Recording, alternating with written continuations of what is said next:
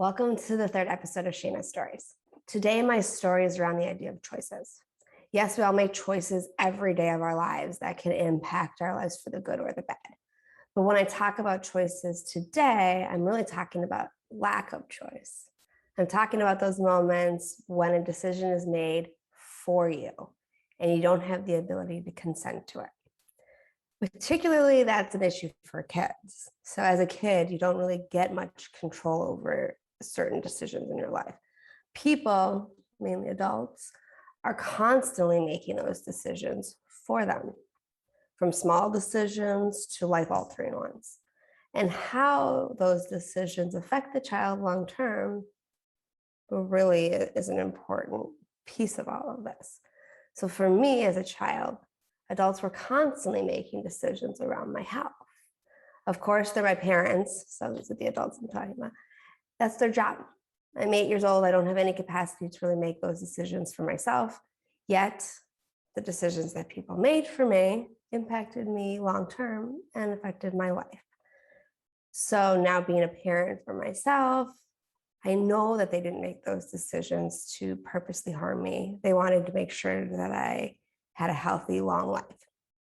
Yet, the first time I was hospitalized was the first time I really felt like I didn't have a choice in anything. So I had been diagnosed a few months earlier, and probably have the timeline off a little bit, but whatever, that doesn't really matter. I remember exactly where I was when my parents told me that I had to be admitted for the first time. Now, bear in mind, I did not feel sick at all when this happened. So for me, it was mind blowing. It's like, what? Why do I have to go? It was nighttime. My parents were in the living room, from what I remember, and I feel like I was just kind of living my life. Yes, things had changed over the last few months in terms of my daily routine, but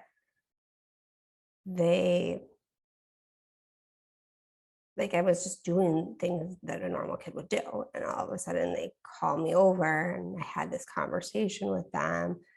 And I don't remember if they had just gotten off the phone with the doctor or what the situation really was, but I was told that I would be going into the children's hospital.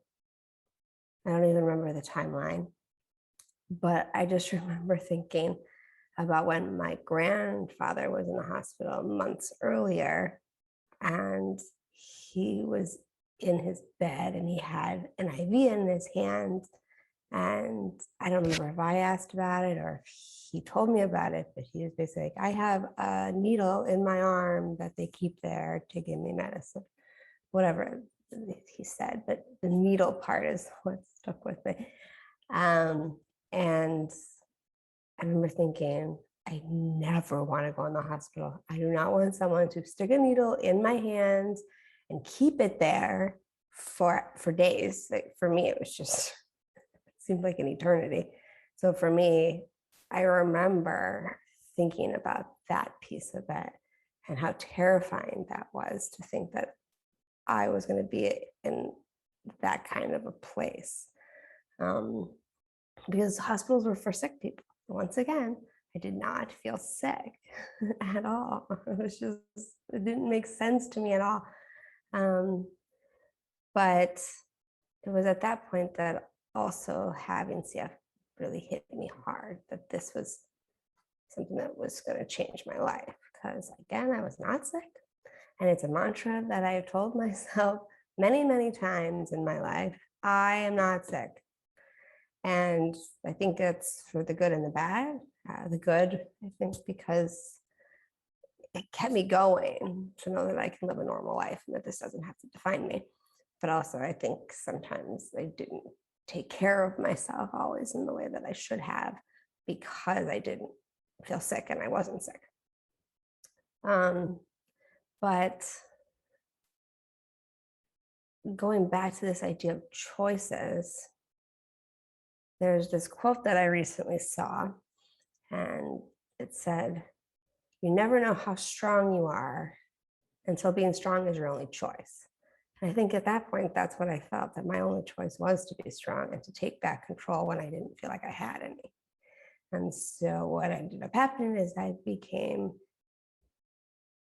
very, say angry, but it came across as kind of bratty, I guess, this 8-year-old who lost control over how she was feeling. It didn't matter that I didn't feel sick.